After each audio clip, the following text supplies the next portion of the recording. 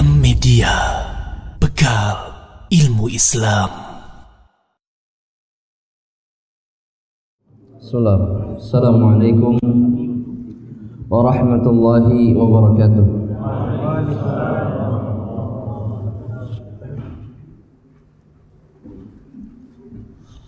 Innal hamdalillah nahmaduhu wa nasta'inuhu wa nastahdihi wa na'udzu billahi min shururi anfusina wa sayyiati a'malina. Man yahdihillah fala mudilla lahu wa man yudlilhu fala hadiya lahu. Wa asyhadu an la ilaha illallah wahdahu la syarika lahu iqraran bihi wa tauhida. Wa asyhadu anna Muhammadan abduhu wa rasuluhu la nabiyya ba'dah. Faqala rabbuna jalla jalaluhu fil Qur'anil Karim wa huwa asdaqul qailin ya ayyuhalladzina amanu taqullaha haqqa tuqatih wa la tamutunna illa wa antum muslimun. Ya ayyuhan nasu taqu rabbakumul ladzi khalaqakum min nafsin wahidah wa khalaqa minha zawjaha wa batha minhuma rijalan katsiran wa nisaa'a wattaqullaha alladzi tasaaluna bihi wal arham innallaha kana 'alaikum raqiba.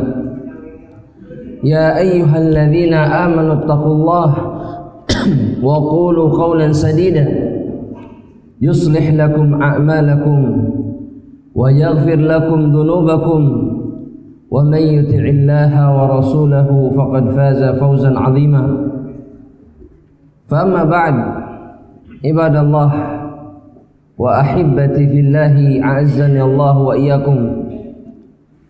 Tentunya kita memuji Allah Subhanahu wa ta'ala, Rabbul Jalal wal Ikram, Rabb kita yang maha agung dan maha mulia. Karena atas taufik dan hidayahnya kita kembali bisa melanjutkan pembahasan Kitabul Kabair karya Al-Imam Al-Hafidh Al-Zahabi rahmatullahi ta'ala alaihi. Dan kita memasuki dosa besar yang ketiga yang dicantumkan oleh beliau rahimahullah di dalam kitabnya yang mencantumkan 76 kurang lebih dari dosa-dosa besar yang ada di dalam agama Allah Subhanahu wa ta'ala. Al-Kabiratu Tsalitsah, dosa besar yang ketiga, sebagaimana yang terdapat dalam kitab Al-Kabair. Al-Imam Al-Zahabi mengatakan as-sihru, dosa besar yang ketiga adalah as-sihr. Beliau mengatakan li'anna as-sahira, kenapa sihir menjadi dosa besar atau di antara dosa besar? Li'anna as-sahira la budda wa an yakfura, bahwa seorang penyihir atau orang yang melakukan sihir, la budda kata beliau, pasti tidak mungkin tidak, an yakfura, dia melakukan kekufuran kepada Allah Subhanahu wa ta'ala. Dan yang dimaksud oleh Al-Imam Al-Zahabi rahimahullahu ta'ala ay sihran haqiqiyan, yang dimaksud oleh beliau adalah sihir hakiki. Sihir hakiki, yakni sihir yang di dalamnya ada isti'anah, ada permintaan pertolongan kepada selain Allah, kepada syaitan, kepada jin, ya, dan kepada makhluk-makhluk, tentunya selain Allah Subhanahu wa ta'ala Al-Khaliq.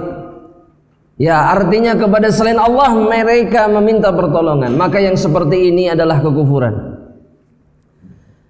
Bukan yang dimaksud oleh beliau dengan sihran khayalian. Yang dimaksud oleh beliau bukan yang disebut dengan sihir khayali. Sihir khayali. atau yang sering disebut juga ghairu hakiki, yakni sihir yang merupakan keahlian atau kemampuan tangan atau menggunakan benda-benda tanpa meminta tolong kepada syaitan. Ini yang disebut dengan sihir khayali. Namun ini bukan berarti sihir yang seperti ini dibenarkan di dalam Islam. Bahkan para ulama mengatakan fahuwa minal kabair aidan, bahwa mereka yang melakukan sihir tanpa bantuan jin namun karena kemampuan tangan mereka yang cepat dan seterusnya, atau menggunakan alat-alat tertentu, maka ini pun termasuk dosa besar. Dan alasannya adalah apa jemaah? Lianna fihi khida'un wa kadhib, karena di dalam sihir yang seperti ini ada kebohongan dan tipu daya. Betul? Antum mengeluarkan koin dari mana? Dari telinga, padahal koinnya ada di mana? Ada di mana? Ada di tangan. Tapi orang tidak memikirkan itu. Yang ada di benak orang yang melihatnya bahwa kita bisa mendatangkan koin entah dari mana. Dan ini kebohongan. Dan kita tidak pernah menunjukkan dulu, ya koinnya terus dikit. Gak pernah kita melakukan itu. Ya, tidak ada tukang sihir pesulap yang jujur, ada tidak? Tidak ada. Jangan bilang pesulap merah. Jangan bilang. Ya, jangan pernah mengatakan bahwa ada pesulap yang jujur. Tidak ada. Mereka semuanya melakukan kebohongan, suka atau tidak suka, terima atau tidak terima. Karena itu pekerjaan mereka. Mereka disebut pesulap karena bisa melakukan apa? Sulap. Dan sulap itu tipu daya dan kebohongan, dan itu dosa besar. Pernah tidak mendengar sahabat Nabi main sulap? Dalilnya Pak Haji?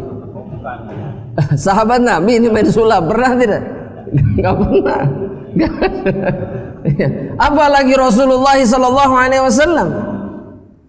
Karena memang sulap atau sihir bukan bagian dari Islam. Beliau hafizahullah au rahimahullahu taala, yakni al-Imam Az-Zahabi, kemudian mengatakan qala Allah taala, Allah Subhanahu wa taala berfirman di dalam Al-Qur'an. Di dalam surat Al-Baqarah ayat yang ke-102, Allah Subhanahu wa taala dalam satu ayat yang cukup panjang ini menggambarkan kepada kita bahwa sihir itu datangnya dari syaitan dan sihir adalah kekufuran. Di mana Allah Subhanahu wa taala mengatakan walakinnasyayatina kafaru, akan tetapi syaitan itu kufur, yu'allimunan nasa sihra, mereka mengajarkan sihir kepada hamba-hamba Allah. Jadi mereka yang bisa sihir, dan yang dimaksud dengan sihir hakiki, mereka diajari oleh siapa? Oleh syaitan. Pasti diajari oleh syaitan, dan kata Allah, para syaitan itu kafaru, kufur. Dan mereka yang mengikuti jejak syaitan pun kufur, sama kufurnya seperti syaitan, seperti orang-orang atau makhluk-makhluk yang mengajarinya. Sama, tidak ada bedanya. Ada lanjutan ayatnya sebetulnya. Wa ma unzila 'alal malakaini bi Babil Harut wa Marut. Dan sihir pun diajari oleh malaikat, diajarkan oleh malaikat. Malakain, dua malaikat. Bi Babil, di negeri Babil. Negeri Babil ini di mana? Di Irak, atau yang kita kenal dengan Babilonia. Itu tempat awalnya sihir, Babylon. Dan Allah mengutus dua malaikat untuk mengajarkan kepada hamba-hamba Allah pada saat itu, pada masa Sulaiman alaihissalam, sihir. Tapi mereka berkata, sambil berkata, innama nahnu fitnah, kami ini ujian bagi kalian. Kami ini memang disuruh Allah untuk mengajari sihir, tapi ingat, kami ini ujian. Fala takfur, jangan kufur, jangan mau minta belajar kepada kami sihir, jangan. Allah salah tidak dengan mengutus kedua malaikat ini jemaah? Tidak mungkin salah. Dan Allah pun memerintahkan para malaikat ini untuk mengatakan jangan coba-coba. Ini ujian dari Allah. Kalau kalian sabar menahan diri maka kalian selamat. Tapi jika kalian minta diajari, apa yang dilakukan para malaikat? Harut sama Marut, apa yang akan dilakukan oleh mereka berdua? Mengajari sihir kepada orang yang meminta. Tapi dengan konsekuensi kekufuran. Ingat ini baik-baik jemaah. Ya. Jadi bisa tidak kita mengatakan bahwa sihir itu yang mengajari malaikat? Ayo jemaah. Bisa? Kenapa bisa? Ada dalam Al-Quran. Tapi malaikat hanya mengajari yang meminta dan mereka sudah memberikan peringatan. Jangan belajar sihir. Jelas? Ujian dari Allah. Dan betapa banyak mereka di antara mereka yang gagal dalam ujian. Dan sihir yang pertama kali muncul atau yang diajari oleh para malaikat, apa jemaah? Fayata'allamuna minhuma ma yufarriquna bihi bainal mar'i wa zawjih. Mereka belajar ilmu sihir yang memisahkan antara seorang suami dengan seorang istrinya. Dan itu sihir yang paling tua dan itu sihir andalan setiap dukun. Jadi masalah memisahkan suami istri itu gampang bagi penyihir, dan itu sihir yang paling tua, yang paling laris, yang paling dicari orang. Iya, untuk memisahkan dan kemudian mengambil pasangan yang dipisahkan itu untuk dirinya. Dan ini sebuah kekejian yang begitu luar biasa jemaah rahmatillah Allah. Dan ini yang disukai dan dicintai oleh iblis. Ketika seseorang melakukan cara yang haram untuk memisahkan pasangan suami istri. Bahkan iblis mengatakan kepada syaitan yang berhasil melakukan ini, ni'ma ant, engkau adalah sebaik-baiknya pasukanku. Karena kerusakan yang timbul karena perpisahan dan perceraian itu luar biasa. Betul tidak jemaah rahmatullah Allah? Luar biasa, baik bagi laki-laki ataupun wanita yang berpisah, baik bagi suami atau istrinya. Dan kita sudah diperingatkan oleh Allah Subhanahu wa ta'ala. Dan jangan kemudian mengatakan bahwa sihir tidak ada, itu hanya dongeng-dongeng saja. Sedangkan Allah Rabbul Alamin yang menetapkan dengan jelas-jelas mengatakan bahwa sihir itu diajari oleh syaitan dan kemudian oleh dua orang malaikat yang diperintahkan memang oleh Allah Subhanahu wa ta'ala sebagai ujian. Tapi syahidnya di sini bahwa melakukan sihir dan belajar sihir kufur. Kufur jemaah rahmatillah Allah. Meskipun mereka pakai sorban, pakai jubah, pakai selendang, mereka keluar dari Islam. Mereka bukan muslimin. Mereka adalah wali-wali. Masya Allah. Dan Allah yang bilang, inna syayatina la yuhuna ila awliyaihim, bahwa syaitan itu mewahyukan kepada wali-wali mereka. Kalau para nabi dan rasul yang mewahyukan siapa? Allah. Adapun para dukun yang mewahyukan kepada mereka siapa? Syayatin. Kemudian jamaah rahmatullah Allah, wa ma lisyaitanil mal'un ghardun fi ta'limihil insana as-sihra ila liyushrika bihi. Dan tidak ada tujuan lain dari syaitan al-mal'un yang dilaknat oleh Allah Subhanahu wa ta'ala ketika dia mengajari manusia sihir, melainkan agar manusia itu menduakan Allah Subhanahu wa ta'ala. Makanya saya pernah diceritakan satu orang yang dulunya pernah ke dukun. Cerita bahwa pertanyaan pertama yang ditanyakan oleh dukun kepada dirinya ketika dia menginginkan jasanya, apakah engkau siap tidak diakui umat Nabi Muhammad? Itu pertanyaan pertamanya. Bukan bertanya apa yang diinginkan, tidak. Kamu siap tidak diakui umat Nabi Muhammad nanti di akhirat? Jika kamu siap, maka saya akan melayani seluruh keinginanmu. Berarti dengan kata lain dia ditawarkan apa? Kekufuran. Karena yang engkau lakukan ini adalah perkara yang membuatmu keluar dari barisan umat Nabi Muhammad sallallahu alaihi wasallam. Dan itu yang disebutkan oleh Rasulullah SAW. Betul tidak jemaah? Dalam hadis, betul tidak? Siapa yang hafal hadisnya? Bahwa yang datang kepada dukun ataupun peramal dan membenarkan apa yang dilakukannya, maka dia telah kufur kepada apa yang diturunkan kepada Nabi Muhammad sallallahu alaihi wasallam. Siapa yang hafal hadis ini? Aw arafan, terus ya khalas, berarti tidak dapat hadiah. Yang tidak lupa, fadhal.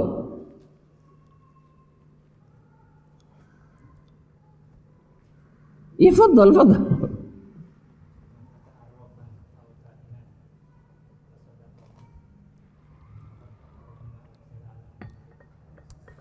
Ahsan, barakallahu fik. Atau kama qala sallallahu alaihi wasallam. Fadhal. Fadhal.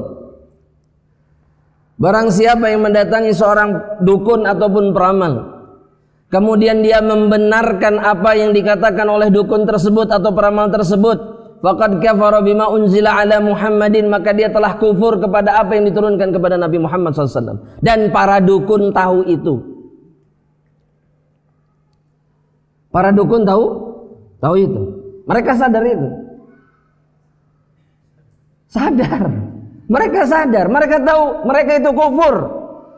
Mereka tahu bahwa mereka itu musyrik. Dan mereka-mereka yang datang meminta jasa para dukun ini ditanyakan juga, kamu siap tidak? Ada konsekuensi yang harus ditanggung, yaitu kekufuran. Ini yang membuat sihir menjadi dosa. Dan kemudian Al-Imam Adz-Dzahabi mengatakan, wa qala Allah Ta'ala an Harut wa Marut. Allah pun berfirman tentang Harut. Siapa Harut dan Marut? Dua malaikat diturunkan di mana? Babil itu di mana? Di Irak sekarang. Bahwa Allah Subhanahu wa taala mengatakan, wa ma yu'allimani min ahadin hatta yaqula.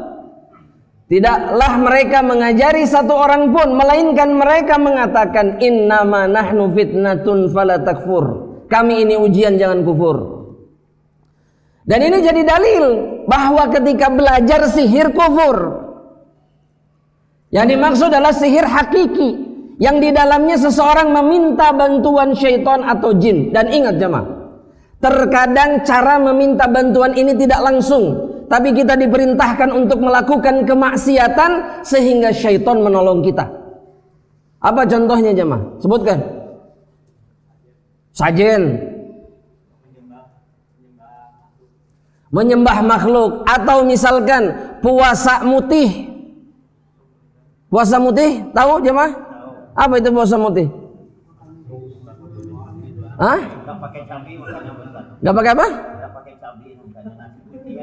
Gak pakai cabai. Kalau cabainya putih kan gak ada masalah juga berarti. Merica putih, ya. Maksudnya hanya makan yang putih-putih saja. Saya mau tanya, itu ketaatan atau bukan? Kemaksiatan atau bukan? Dan di situ letak syaitan melakukan talbis, tipuan. Orang menganggap salahnya puasa di mana? Puasa itu bagian dari Islam. Mereka lupa bahwa puasa itu harus sesuai tuntunan. Tidak ada puasa mutih di dalam Islam. Tidak ada sampai hari kiamat. Dan jika seseorang melakukannya, berarti dia melakukan kemaksiatan yang diinginkan oleh syaitan. Makanya syaitan memberikan pertolongan. Saya kalau sudah mutih 40 hari, beda badan teh. Kenapa beda? Kurus jemaah, kurus. Mutih darsa ngunggul. Iya. Tapi kemudian dibantu oleh syaitan, ketika dipukul tidak apa-apa, ketika disayat tidak apa-apa. Tahan bacok. Oh, tahan bacok kalau di depan orang. Tahan pukul kalau di depan teman-temannya. Kalau beneran terjebak di dalam perkelahian yang sebenarnya, dipukul. Ya sudah, selesai. Karena syaitan itu menipu. Dia tidak akan pernah menolong wali-walinya sampai kapanpun sebetulnya. Dia hanya ingin menyesatkan. Itu yang dilakukan oleh syaitan. Makanya siapa yang kemarin rame itu? Jemaah? Siapa? Ya itulah yang namanya itulah. Ditolong tidak oleh syaitannya? Enggak. Diusir syaitannya nolong tidak? Tidak. Ketika dia stres jatuh sakit dibawanya kemana? Rumah sakit, bukan ditolong sama syaitan-syaitan yang dia sembah, yang dia puja. Bukan. Kenapa? Karena syaitan sudah cukup melakukan keburukan kepada orang ini. Apa? Kekufuran. Sudah. Itu yang diinginkan oleh syaitan.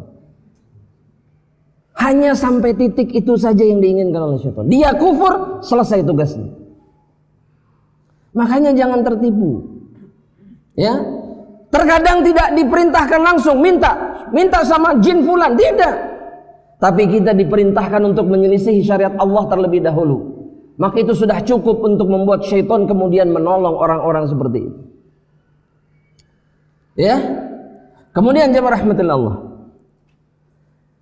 Kemudian kata al-Imam Adz-Dzahabi rahimahullahu taala illa an qala wa laqad alimu laman ishtarahu ma lahu fil akhirati min khalaq wa la bi'sa ma syarau bihi anfusahum law kanu ya'lamun. Kata Allah Subhanahu wa taala, sungguh sebenarnya mereka telah meyakini bahwa barang siapa yang menukar kitab Allah dengan sihir, maka tidak ada keberuntungan baginya kelak di akhirat. Lebih percaya kepada syaitan dibandingkan percaya kepada siapa? Allah Subhanahu wa taala. Saya mau tanya sama hadirin. Antum-antum ini percaya sama siapa? Allah. Sama Allah yakin? Yakin? Hakul yakin? Baik. Kalau kemudian ada dukun yang mengatakan sesuatu dan benar terjadi, boleh kita percaya? Kenapa tidak boleh percaya?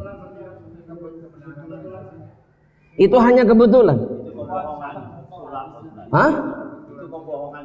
Ini benar terjadi kok, benar terjadi. Hah? Hah? Muslihat syaitan, terus apa lagi? Hah? Ketika dia menyampaikan yang benar, dia mencuri dengar dari apa yang terjadi di langit. Tapi dalam satu kebenaran itu dia campurkan dengan 100 kebohongan. Sehingga sejatinya satu yang benar, maka kebohongannya ada berapa? Dan kalaupun benar, kita tidak boleh mengatakan, oh benar si dukun, tidak boleh. Yang benar itu Allah, adapun dukun adalah pendusta. Hati-hati jamaah rahmatillah Allah. Antum percaya dengan apa yang dikatakannya antum, bisa keluar dari agama Allah. Makanya jangan suka dengerin dukun-dukun ngomong. Betul nggak jemaah? Waktu yang kemarin rame itu antum dengerin video-videonya tidak? Oh itu Ustaz, iseng lah, iseng selewat tuh. Antum bermain-main api jemaah rahmatillah Allah. Meskipun dia bukan dukun yang cerdas, bukan. Ya, bukan dukun yang pandai menyesatkan manusia, tapi omongannya jika kemudian menumbuhkan keyakinan dalam hati kita, hati-hati, bahaya. Makanya yang seperti ini tidak perlu didengar, buang jauh-jauh. Sudah tahu dukun, kenapa dipercaya? Kenapa didengar ucapannya? Apa yang menarik dari ucapan seorang dukun? Apa coba anda mau tanya?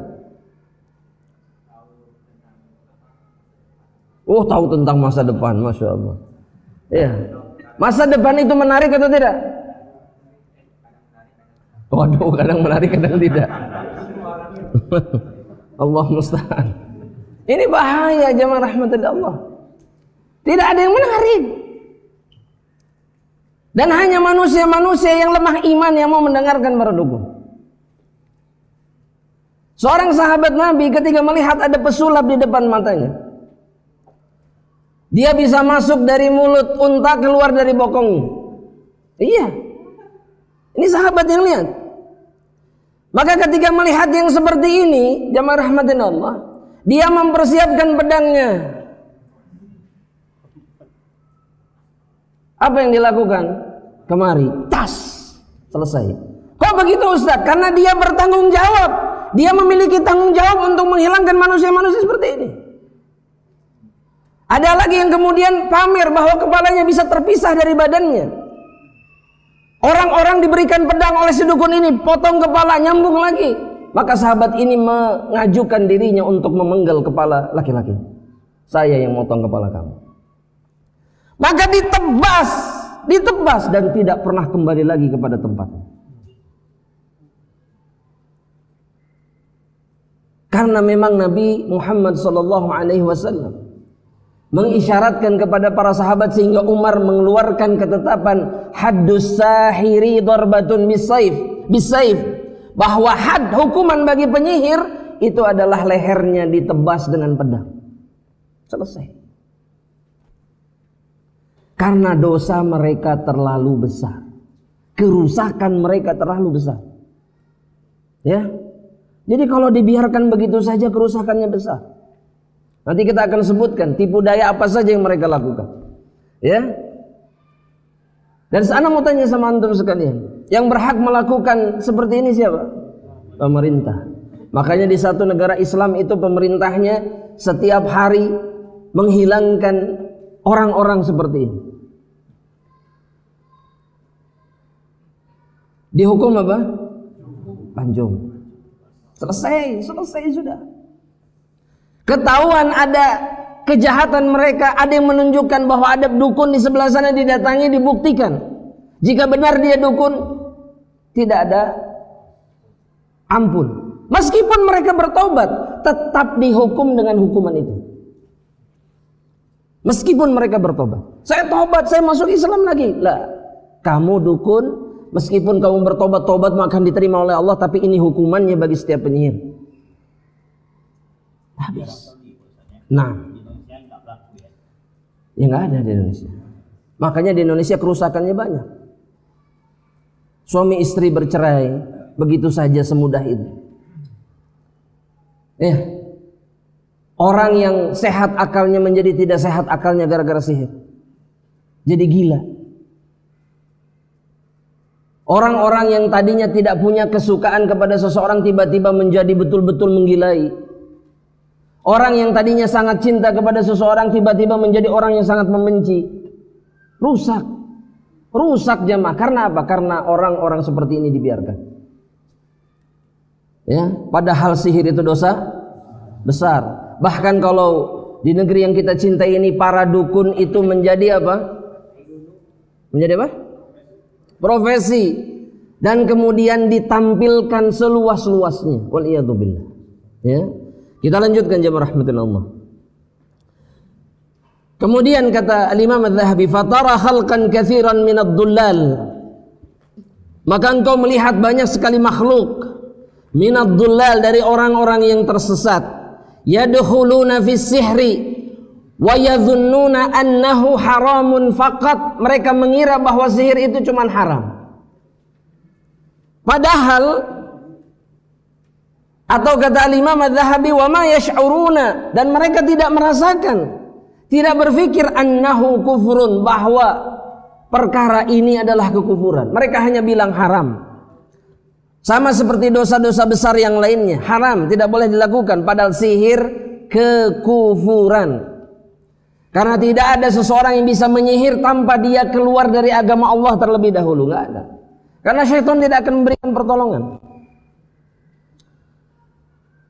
Fayadkhuluna fi ta'allumi simya wa amaluha. Coba apa di buku antum artinya? Jamaah rahmatan Allah. Mereka kemudian belajar as-simya. Apa itu simya? Sihir apa? Yang membuat seseorang berkhayal. Seperti yang terjadi kepada Rasulullah SAW. Bahwa beliau merasakan melakukan sesuatu padahal tidak. Kenapa Nabi Muhammad SAW terkena sihir jemaah rahmatullah Allah? Jawab.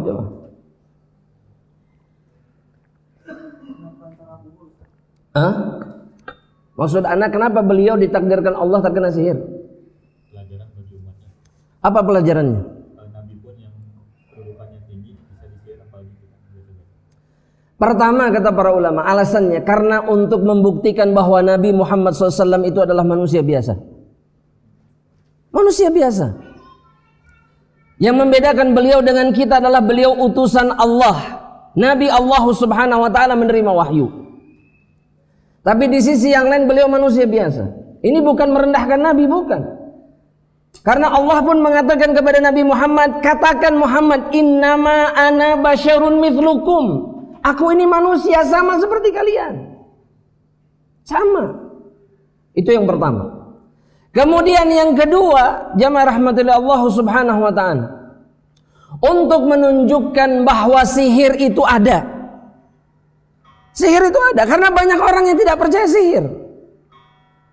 Ya, apalagi orang-orang yang mengedepankan apa? Akalnya. Mustahil ada perkara yang seperti itu, nggak logis. Nggak logis. Padahal jamaah, ini anak ingin menggembarkan ya. Padahal gas yang keluar dari perut mereka saja terlihat tidak? Tapi berbau tidak? Letak logisnya di mana? Pikirkan saja. Letak masuk akalnya di mana? Kadang-kadang suara tidak kedengaran, betul tidak jemaah? Kadang-kadang enggak. Ada yang sunyi senyap. Ada. Tahu-tahu menyebar kemana-mana. Letak logisnya di mana?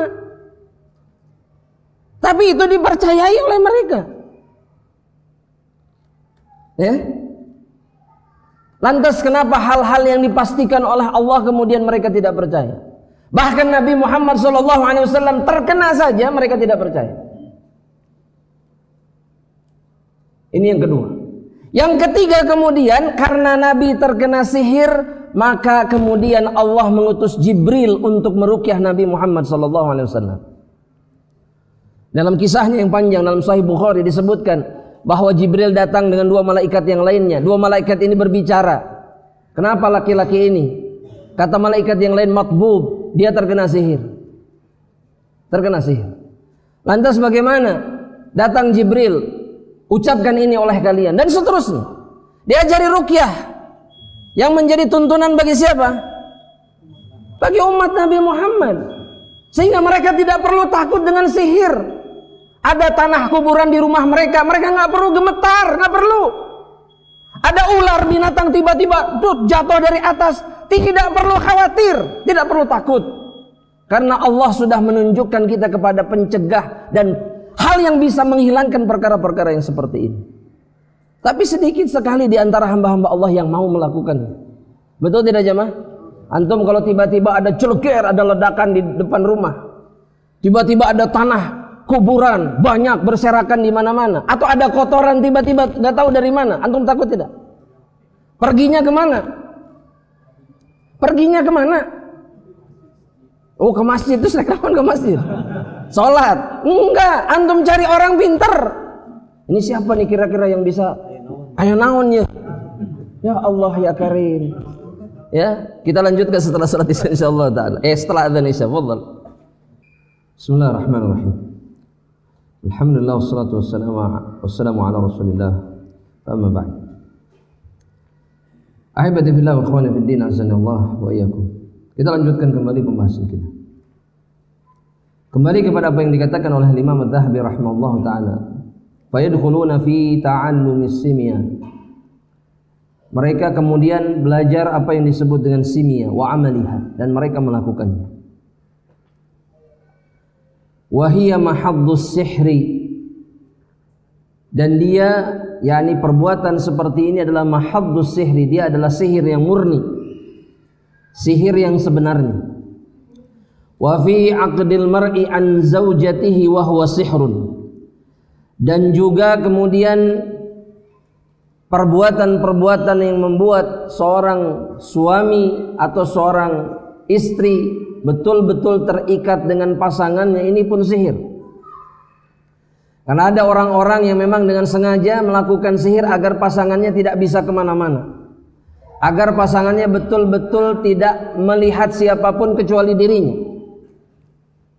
Ya, dan ini dilakukan. Ini yang disebut kemudian dengan tiwalah namanya. Dan Anda dijelaskan ini sebelumnya. Tiwalah, apa itu tiwalah? Di pembahasan kitab sebelumnya, tiwalah.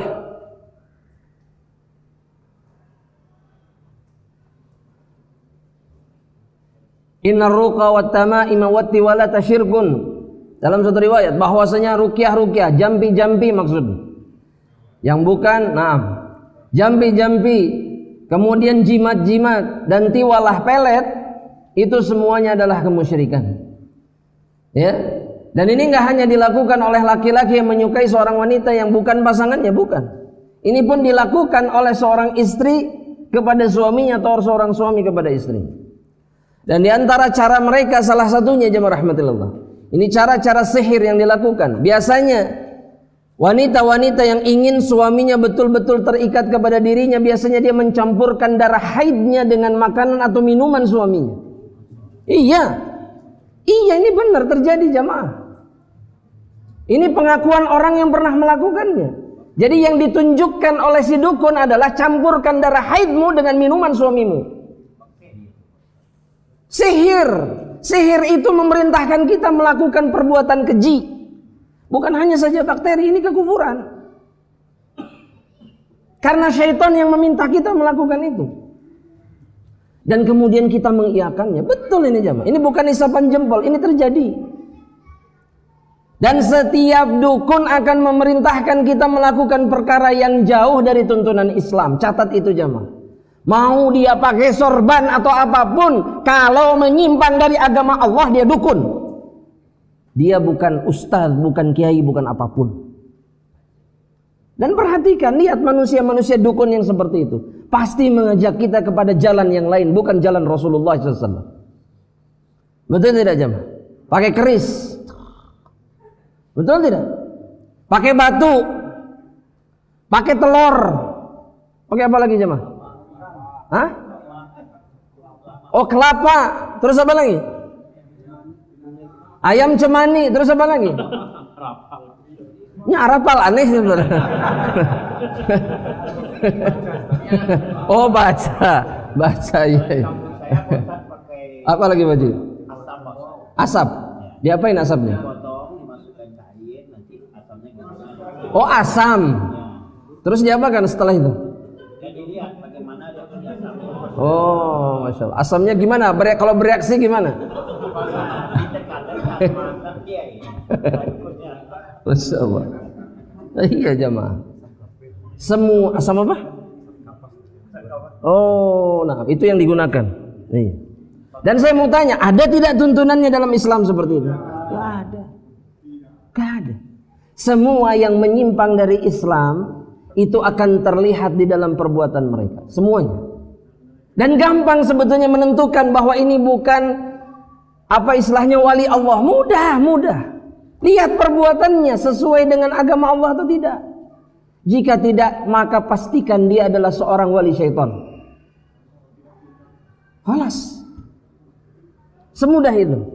Antum pernah lihat orang ngobatin pakai piring? Pernah tidak? Gini jamaah, ini contoh saja ya. Begini nih. Dia seperti menulis di atas piring, betul tidak? Kemudian dilihat, oh iya mah ya nu. Piring putih nggak ada apa-apanya.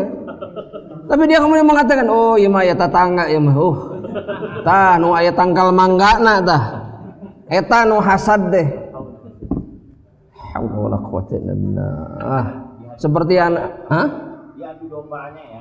Seperti yang anak katakan jemaah rahmatillah Allah. Seperti yang anak katakan bahwa setiap orang yang melakukan kemusyrikan hilang akalnya. Bagaimana bisa percaya bahwa dengan piring kelihatan semuanya, itu gimana? Jemaah. Oh diadopsi dari apa? Film apa Pak? Oh iya. Film apa? Ya film apa? Ya film setan, film dukun-dukunan, ya. Atau mungkin film pun dia mengadopsi apa yang terjadi di tengah-tengah masyarakat. Allahul musta'an jamaah rahmatullah. Ini yang dihilangkan oleh Islam. Kita hanya bergantung kepada Allah, bukan kepada makhluk. Apalagi bergantung kepada syaitan. Jika patah hati, datang ke dukun. Jika dendam kepada orang sakit hati, datang ke dukun. Orang hilang, datang ke dukun. Apa jamaah? Mana akalnya? Dan lebih dari itu, mana imannya? Yang bisa menolong kita hanya Allah, bukan makhluk. Dan ingat ini baik-baik, ya, bahwa setiap dukun atau wali-wali syaitan menginginkan kita keluar dari Islam, ya, sehingga tidak perlu mendatangi mereka. Dan kemudian yang berikutnya kata Imam Az-Zahabi rahimahullahu ta'ala, wa fi mahabbati az-zawj li imra'atihi wa fi bughdiha wa bughduhu wa bughdihi. Dan kemudian rasa cinta suami kepada istrinya atau kebencian istrinya kepada suaminya, ataupun kebencian suami kepada istrinya, itu semua datangnya dari sihir. Wa ashbahu dzalika bi kalimatin majhulatin aktsaruha syirkun wa dhalal. Begitu juga dengan kalimat-kalimat yang sering kali kita tidak tahu maknanya. Seperti yang sering antum lihat mungkin dalam tulisan-tulisan kertas. Betul tidak jemaah? Gambarnya apa? Alif, nonde, ro, jim, terus apa lagi? Nah, arapalnya aneh. Arapal gitu. Terus saya gambar non, bintang. Benar. Terus biasanya tulisannya apa? Apa tintanya warna apa? Apa gitu kan? Masya Allah. Allahu Akbar, Allahu Akbar. Simpan tidak babar deh. Astagfirullah. Kadang ditapalkan di jen stiker di tembok cekrek. Dan kita nggak paham ini tulisannya apa. Aktsaruha syirkun, kata Imam Az-Zahabi. Kebanyakan dari kalimat-kalimat itu adalah kekufuran. Dan yang disebutkan oleh dukun yang kemarin ramai itu, kitab-kitab saya pernah belajar di pesantren, kitab ini semuanya kitab sihir. Semuanya kitab sihir. Itu yang dia pelajari di pesantren. Bayangkan, ini pesantren apa? Apa kira-kira jemaah, pesantren apa? Para dukun. Waliyadzubillah. Bahkan dukun pun menamai sekolah mereka pesantren. Talbis. Ini tipu daya iblis, tipu daya syaitan kepada manusia. Ya, makanya ketika masuk pesantren tanya, ya pesantren naon? Ya, kalau pesantrennya isinya orang-orang sakti, berarti pesantren apa jemaah? Kholas, pesantren wali-wali syaitan. Rasulullah SAW saja terluka jemaah, sobek keningnya, patah giginya. Siapa yang lebih baik? Dan kenapa itu tidak membuat kita berpikir bagaimana bisa orang selain Nabi dia tahan dibacok, tahan di ini, tahan di itu? Mana akalnya? Mana akalnya? Sedangkan Nabi pun terluka. Sekali lagi, kemusyrikan membuat seseorang kehilangan akalnya. Mereka lebih hilang akal dibandingkan hewan-hewan, kata Allah Subhanahu wa ta'ala. Ingat itu baik-baik. Dan mungkin itu jamaah rahmatullah Allah Subhanahu wa ta'ala yang terakhir dalam perjumpaan kita di hari ini, insyaallah ta'ala. Kita lanjutkan minggu depan, ya, insyaallah ta'ala. Kalau ada pertanyaan silakan. Kayaknya Pak Haji ada pertanyaan. Tafadhol Pak Haji. Ayo Pak Haji, fadhol. 1, 2, 3, fadhol. Zainah. 4, 5, yallah. Kita urut dari awal dulu tadi. Siapa tadi? Fadhol antum. Assalamualaikum.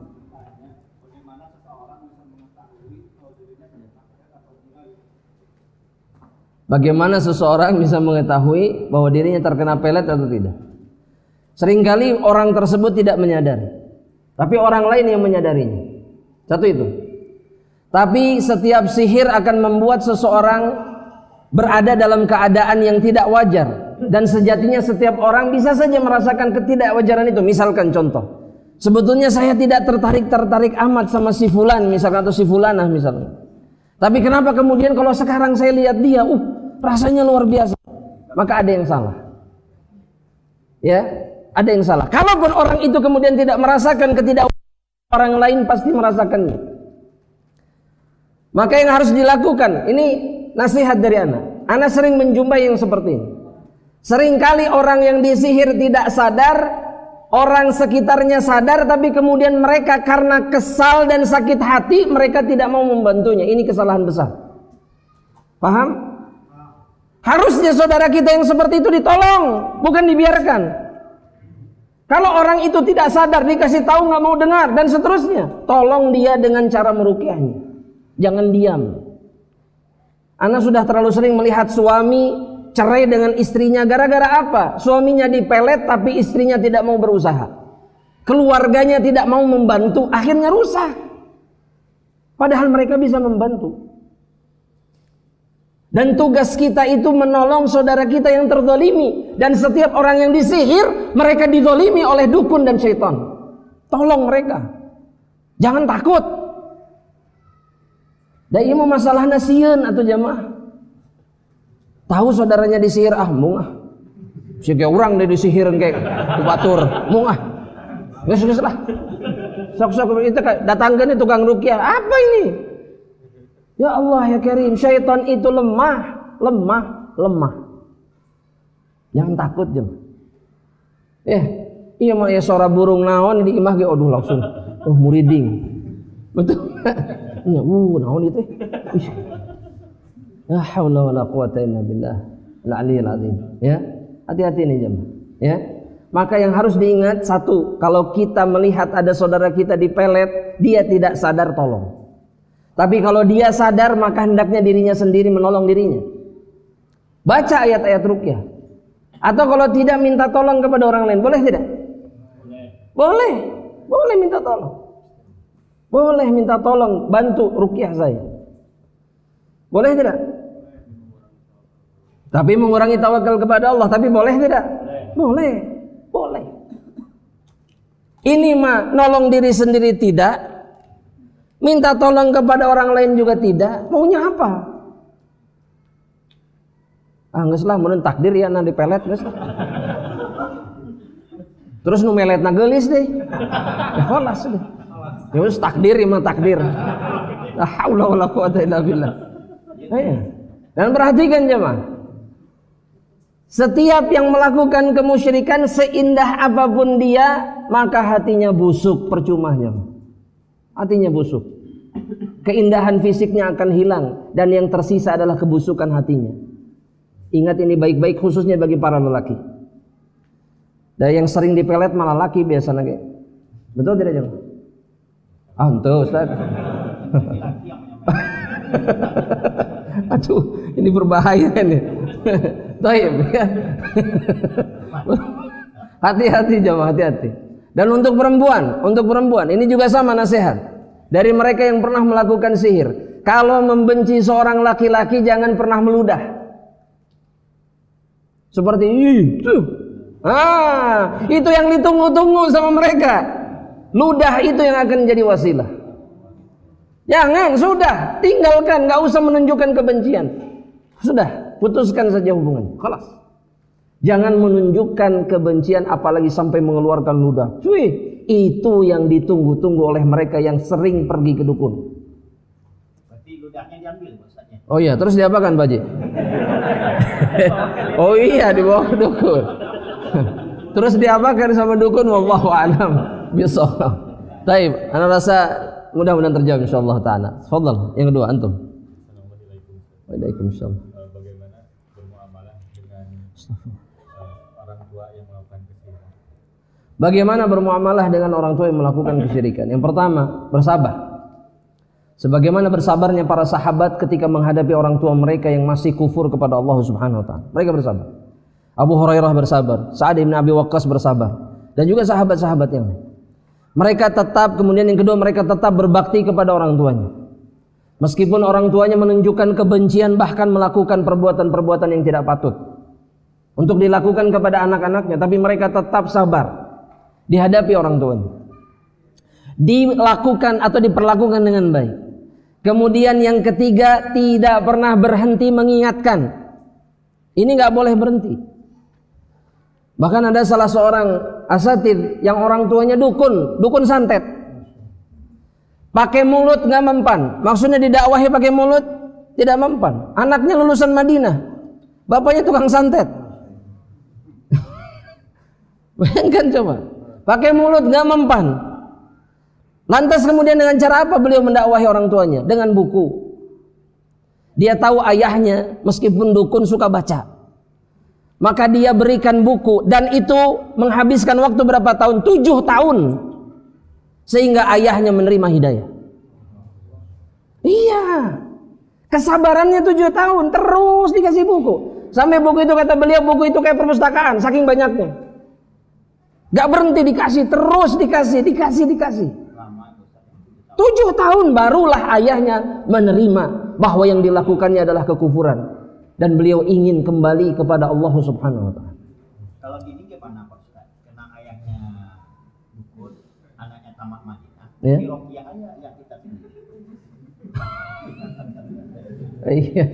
Gini Pak Haji, Ustadz itu cerita, bapaknya bilang begini sama anaknya, kamu ini kalau bukan anak saya, kamu sudah mati.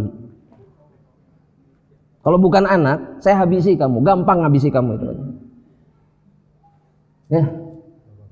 Dan saya yakin Ustadz ini pun sudah melakukan apa yang harusnya dilakukan. Ana yakin. Tapi sekali lagi jamaah rahmatillah Allah, terkadang Allah ingin menguji hambanya, betul tidak? Yang ana ingin tunjukkan itu kesabaran 7 tahun yang harus dilewati oleh sang Ustadz agar ayahnya kemudian menerima hidayah. 7 tahun itu bukan waktu sebentar. Dan 7 tahun itu berarti menghadapi ayahnya yang musyrik, bahkan dukun. Itu yang berat jemaah. Allah ingin melihat Allah menguji hambanya sesabar apa dia menghadapi ujian ini. Tapi kesabarannya berbuah hasil yang manis. Apa jemaah? Ayahnya kembali Islam dan mati di atas Islam. Udah. Nah kita pun sama, sabar. Ini mah baru sekali 2 kali dikasih tahu nggak mau dengar, langsung ngeluh. Ustaz gimana? Aduh ini apa? Sabar.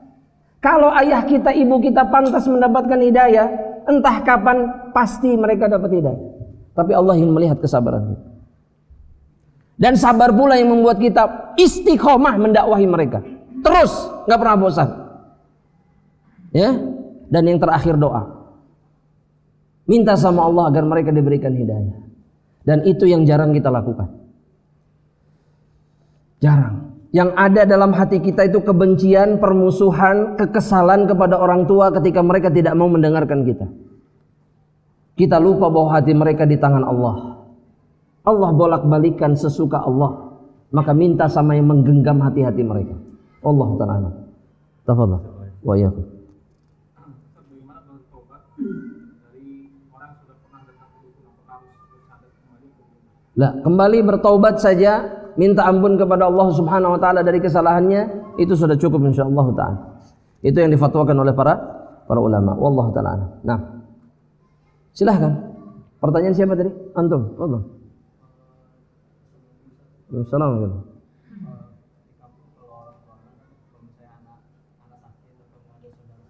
Ya. Bedah ayam. Gimana bedah ayam itu? Disembelih? Iya, itu sihir.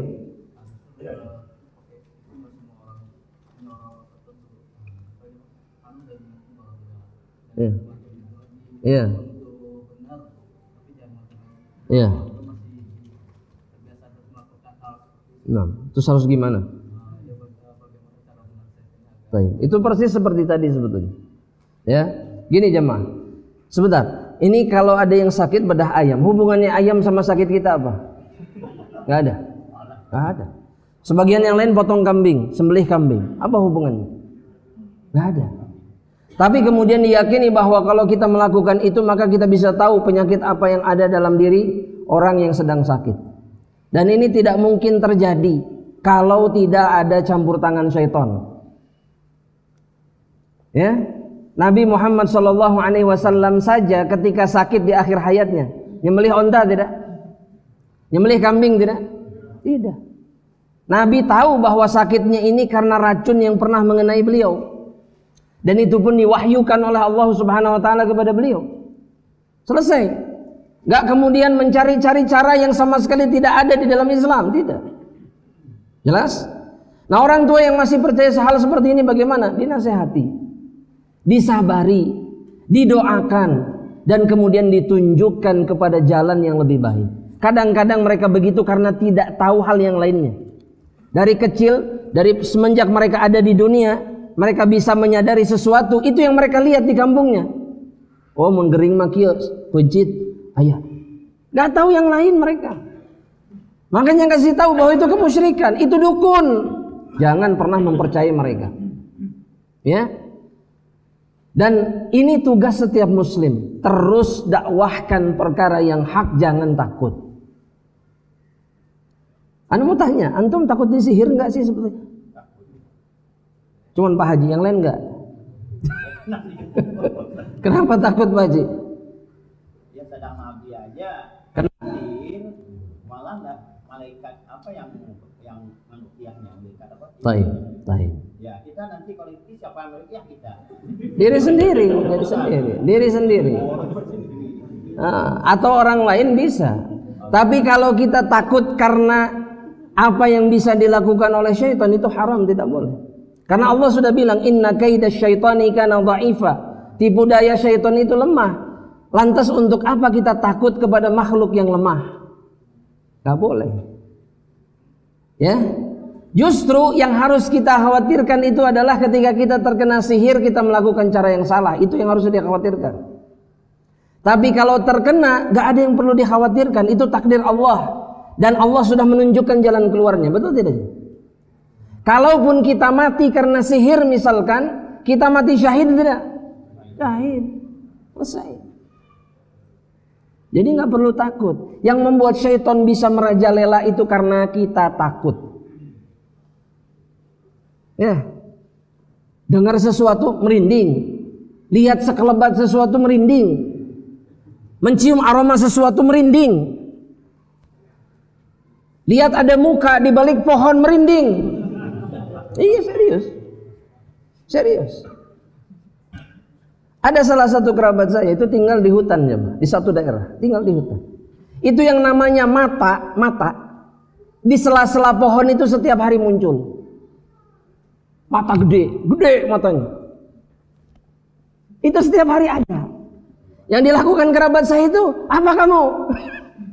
Dipelototan nih, dia udah malah. Ketika dikejar dia mundur, hilang. Mereka yang lebih takut sama kita, bukan kita yang harus takut sama mereka. Tapi dah orang mun kitu mah kira-kira kumaha? Waduh, Ustaz. Aya panon gede, astaga. Iya. A'udzubillahi minasyaitonir oke mal anggeus-anggeus. A'udzu.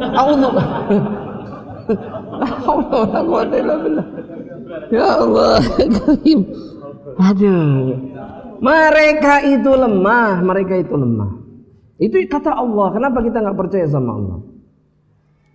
Ya, maka ini yang harus dikuatkan dalam diri kita. Betul jemaah. Tipu daya syaitan itu lemah. Jangan takut. Allah Ta'ala. Ya. Tadi siapa yang bertanya? Antum sudah ya? Ini ya, tinggal ini ya. Pak Haji dulu di sela ya. Fadhal. Oh, diizinkan sama. Assalamualaikum Masyaallah. Waalaikumsalam warahmatullahi. Ini Pak Ustaz. Fadhal. Tradisi di Sumatera Barat, Ustaz. Kalau orang yang mencari Minantu itu menantu maksudnya. Itu orang menanyai namanya dulu. Terus? Yang ini siapa namanya atau si bujang? Siapa namanya? Nanti kita bawa ke orang pintar, kiai. Ya. Terus? Dia ajulah angka Ani dengan. Jadi kalau Pak Kiai ngasih cek jempol pasti mantap.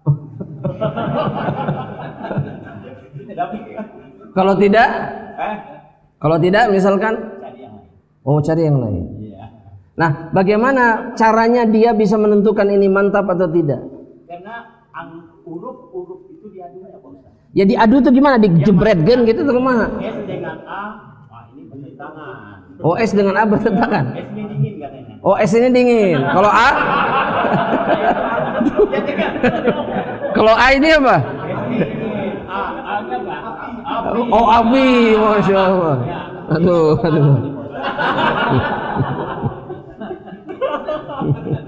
Masya Allah. Apa bisa dibilangkan syirik kecil atau besar itu? Nah, iya. Yang pertama, yang seperti inilah sihir. Ini sihir. Ini peramalan namanya. Dan kemudian semuanya kembali kepada keyakinan setiap orang. Kalau dia percaya bahwa kata kiai ini nggak cocok, itu syirik, bisa jadi syirik besar. Karena lebih mempercayai dia dibandingkan Allah Subhanahu wa taala. Iya. Tapi bisa cocok Pak Ustaz kalau kita menjalankan. Iya, saya paham. Kebetulan itu sekali lagi kebetulan, dan itu tidak membuat kemudian kita harus percaya dengan si dukun itu. Iya. Kalaulah dia tepat, maka itu bisa jadi memang bertepatan dengan takdir Allah, tapi sisanya kedustaan. Oh. Ya, makanya contoh misalkan seperti S inisialnya dengan A. Ini S api dingin. A api, panas yang dingin, muriang. Ini mah cocok logi namanya ini. Cocok logi. Iya. Allahu Akbar. Iya. Dan ini terbantahkan misalkan dengan pasangan-pasangan yang perempuannya namanya Sari misalkan, kemudian laki-lakinya namanya Asep, selesai. Iya, punya anak banyak sampai tua. Bohong, ini bohong.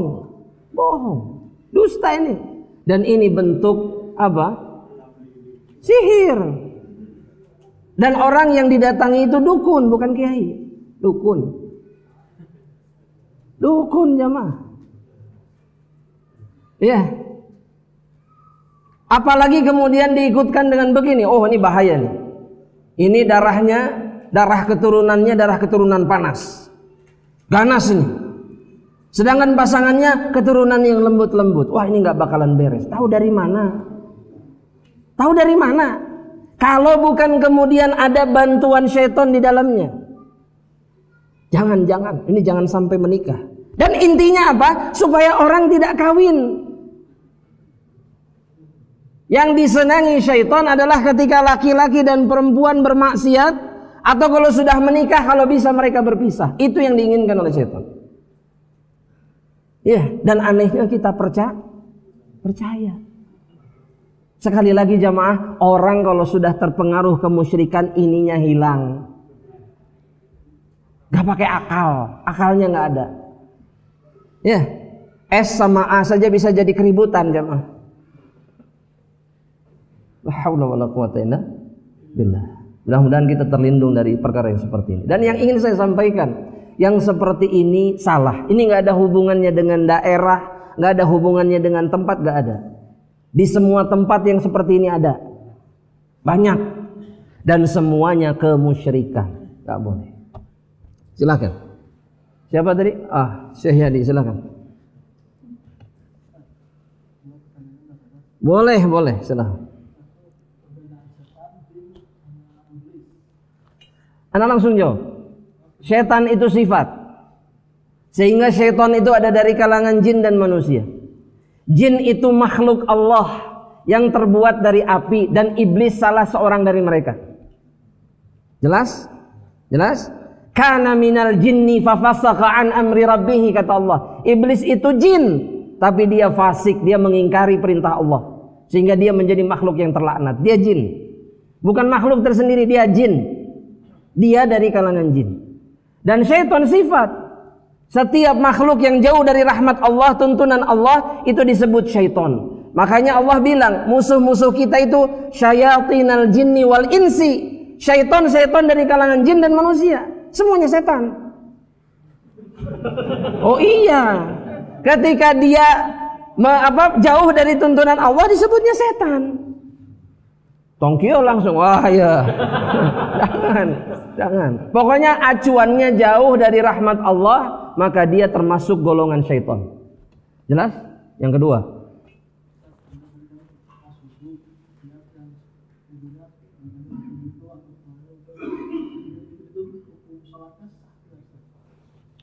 Kumaha?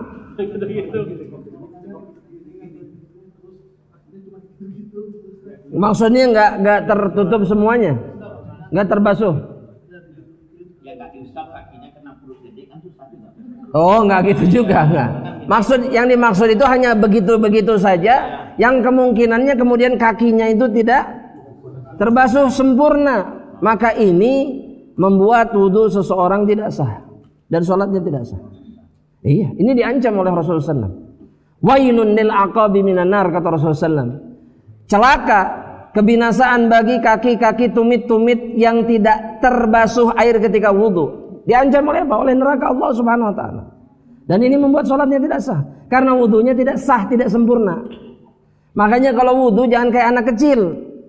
Itu kan wudhunya anak kecil. Langsung lari. Iya. Dan salah juga kita membiarkan mereka seperti itu sehingga mereka sampai dewasa wudhunya kayak gitu. Iya, itu dari kecil itu. Harusnya diajari. Nah ini nggak boleh. Ini harusnya begini. Basuh kakinya, selak-selak nih gosok, agar sempurna wudhunya. Hati-hati, ya. Dan kita kalau melihat yang seperti itu kemudian, ya sama saja hukumnya ini segala macam. Cuma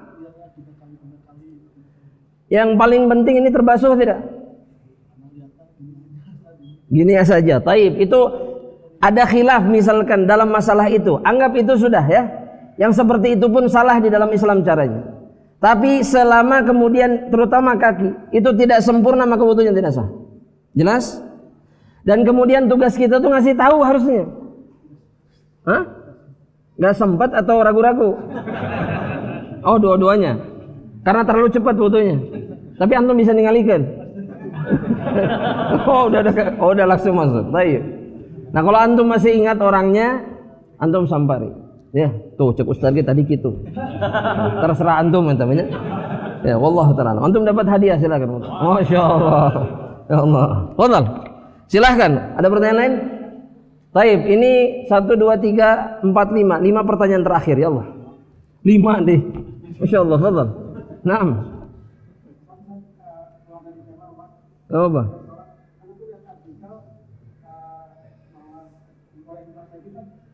Silakan.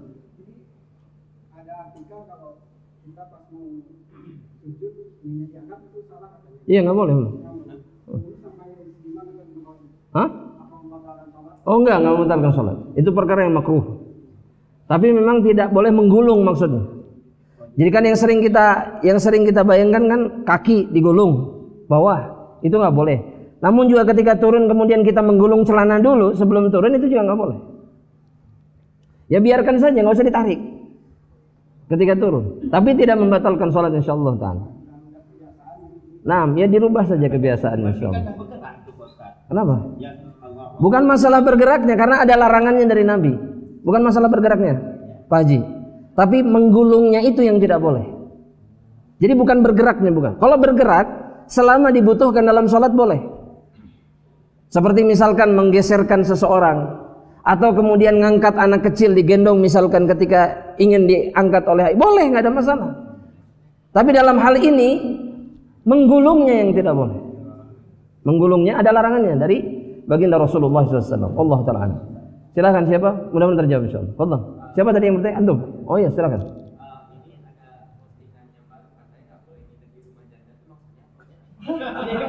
Sudah. Ini anu mau tanya, postingan siapa ini? Ya sudah, postingan yang seperti ini nggak usah dipikirkan. Ya antum jangankan di rumah janda, di rumah gadis pun tidak boleh. Loh iya. Iya. Tinggal di rumah seseorang yang di dalamnya ada wanita atau sosok yang bukan mahramnya, tanpa ada mahramnya, tanpa ada walinya tidak boleh. Haram. Tapi ketemu sama janda kan boleh, Ustaz. Nggak boleh. Nggak boleh. Nggak boleh. Nggak boleh. Nggak boleh. Dulu itu kan ibu anak beliau. Ini mantan suaminya gitu. Iya. Ya sana mau tanya sekarang. Kalau sudah bukan suami istri, bukan mahram namanya, iya. Paham nggak maksudnya? Kemudian bisa bebas seperti dulu ketika masih suami istri tidak? Nggak bisa. Bahkan duduk bareng berduaan saja haram. Nggak boleh. Makanya kalau datang misalkan menjumpai anaknya misalkan, ya ada ibunya ini tidak boleh lama-lama dengan mantan suaminya, kecuali keduanya ingin rujuk. Kadang kan ada timbul sayang. Oh, ini beda urusannya. Kalau ini ada udang di balik batu, maka yang seperti ini dari tinjauan syariat tidak boleh. kecuali dia ingin memperbaiki hubungan dengan istrinya. Itu pun si mantan istrinya harus ditemani oleh walinya. Kembali seperti orang lain lagi. Dan jangan bermudah-mudahan seperti ini. Contoh misalkan ada orang-orang yang sudah bercerai, tapi karena anak kadang-kadang mereka masih tinggal dalam satu atap. Betul tidak jemaah?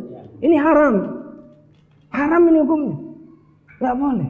Tumbuh sayang lagi Ustaz ya, udah dicerai. Iya, ini kalau sudah habis masa iddah gak boleh. Kalau masih masa iddah itu masih suami istri. Tapi kalau sudah selesai, sudah jadi orang lain. Bersentuhan lagi pun tidak boleh. Jangan karena ini kan mantan istri saya. Oh cipika cipiki misalkan. Nggak boleh, haram. Jadi dipandang juga nggak boleh lama-lama. Iya, nggak boleh lama-lama. Baik, ya. Nah kembali kepada pertanyaan tadi, tidak boleh menginap di rumah janda, jelas tidak boleh. Ya, tapi yang begini nggak usah diurusi jemaah. Postingan yang kayak gini nggak usah diurusi.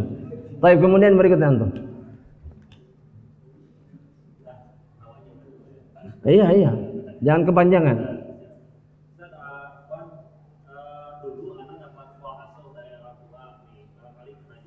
Apa? Oh, pola asuh ya. Gimana pola asuhnya? Dulu tuh ada yang namanya tong cicing di lawang panto, bisa dilepas setan. Iya, terus?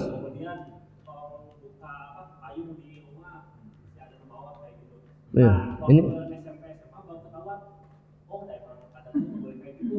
Nah di SMA anak ingetin ke orang tua ya tentang hal itu, ternyata memang adatnya itu tidak boleh seperti itu. Cuman ternyata ada dua jawab mengingatkan kebaikan, cuman caranya yang salah seperti itu. Nah itu maksudnya ke syirik seperti apa ya? Itu kan ada di budaya. Ini namanya tatayur, dan tatayur itu syirik kecil jika kita tetap meyakini bahwa Allah lah kemudian yang menimpakan kemadharatan. Tapi kalau kita yakin buka payungnya saja yang membuat orang lain meninggal, ini syirik besar. Iya, tatayur namanya. Jadi gara-gara buka payung hunggul, aya nu maot. Jadi buka payungna yang membunuh orang, nah ini syirik besar. Jadi bahasa Sunda Ustaz. Jadi kami enggak ngerti Ustaz. Ya nggak apa-apa Pak Haji. Soalnya nggak ada rewind ini jemaah. Nanti minta dijelaskan saja oleh yang paham insyaallah ta'ala. Ya. Dan yang seperti ini banyak, dan semua ini khurafat. Khurafat ini. Khurafat. Tidak ada tinjauan, tidak ada dalil atau tidak ada dasar yang kuat. Semuanya hanya kepercayaan. Ya, kalaupun kemudian benar, itu karena bertepatan dengan takdir, bukan karena perbuatan itu benar. Bukan. Karena buka payung itu tidak ada hubungannya dengan kematian seseorang. Begitu juga duduk di pintu, maksudnya di tengah-tengah pintu duduk di situ. Sebagian yang lain mengatakan nonton jodoh dan seterusnya. Jodohnya susah kalau perempuan segala macam. Ini nggak ada hubungannya. Yang jelas ngalangi jalan. Nah seperti itu. Nah, tapi ini perhatikan sekali lagi. Ini nggak ada hubungannya dengan apa keburukan yang terjadi sama sekali. Nggak ada. Makanya sekali lagi Anda bilang kemusyrikan membuat seseorang kehilangan akalnya. Dan ini salah satu contoh. Ya, apa hubungannya suara burung dengan kematian? Apa hubungan? Gak ada. Hah? Iya, itu yang lagi rame belakangan ini, nyuci mobil terus hujan. Sama ini juga apa? Gak ada hubungannya. Ya, maka gunakan akal sehat kita dan ikat balut dengan keimanan. Maka kita selamat insyaallah ta'ala. Tapi kalau di Sumatera Barat, Suatu lantum langsung. Hah? Biasanya dinyanyiin juga, ada nyanyinya tuh Ustaz. Apa nyanyinya? Burung berkicau, berarti ada yang mayatnya terbunuh. Nah itu nyanyinya ada itu.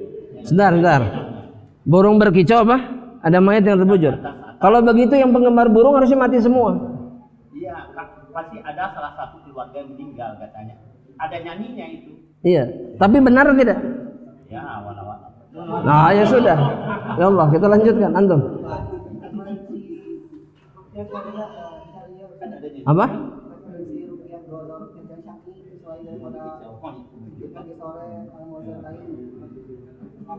Seluruh ayat firman Allah yang ada dalam Al-Quran itu bisa dibaca untuk meruqyah. Karena ayat-ayat Allah itu obat. Di dalamnya ada kesembuhan, ada obat. Maka kata para ulama sejatinya semua ayat Allah bisa digunakan untuk meruqyah. Makanya kalau antum baca sirah para sahabat, ketika mereka berbicara tentang ruqyah, mereka nggak selalu meruqyah dengan ayat kursi. Mereka kadang-kadang meruqyah dengan surat Al-Kafirun dan seterusnya. Dan itu boleh. Ini bukan perkara baru, bukan. Karena umumnya, dalil umumnya apa? Quran itu obat, maka gunakan seluruh bagian Al-Quran untuk mengobati. Tidak ada masalah, ya. Allah Ta'ala. Dan juga doa-doa apapun selama tidak ada kemusyrikan itu boleh dilakukan. Jadi nggak harus yang ada, misalkan dizikir pagi petang, doa apa saja bisa. Ya, wallahu ta'ala. Silakan, siapa lagi tadi? Habis? Udah 5 ini? Ada yang terlewat? Antum terlewat? Iya, fadhil.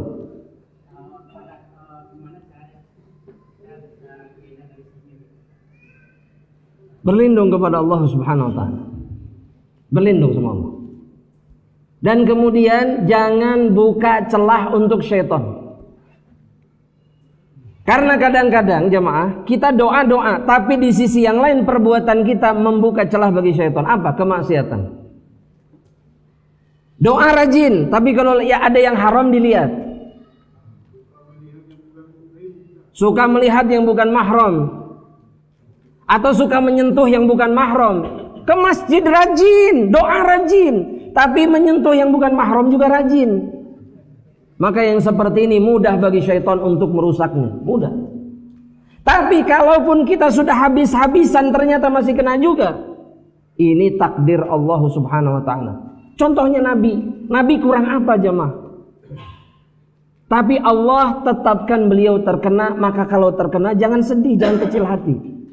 Allah sudah memberikan jalan keluarnya, lakukan. Ya. Jadi semua memang di bawah takdir Allah. Wallahu ta'ala. Dan mungkin cukup itu jemaah rahmatillah Allah Subhanahu wa taala. Kita akhiri perjumpaan kita dan kita berharap kepada Allah Subhanahu wa taala Allah menerima amal saleh kita, kebaikan kita dan seluruh amal ibadah yang kita kerjakan dan menjadi penghapus dosa-dosa kita insyaallah dan penyebab masuknya kita ke dalam surga Allah Subhanahu wa taala. Kita tutup dengan doa kafaratul majlis. Subhanakallahumma wa bihamdika asyhadu an la ilaha illa anta astaghfiruka wa atubu ilaik. Assalamualaikum warahmatullahi wabarakatuh. Am Media, bekal ilmu Islam.